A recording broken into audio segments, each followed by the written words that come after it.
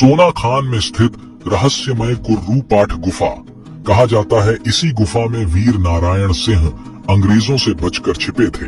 एक किंवदंती के अनुसार यह भी कहा जाता है कि इसी गुफा में गुरु घासीदास को दंतेश्वरी देवी के पास बलि के लिए ले जाया गया था, लेकिन गुरु घासीदास ने अपने सत की महिमा दंतेश्वरी देवी को दिखाया और लोग गुरु घासीदास बाबा से परिचित हुए।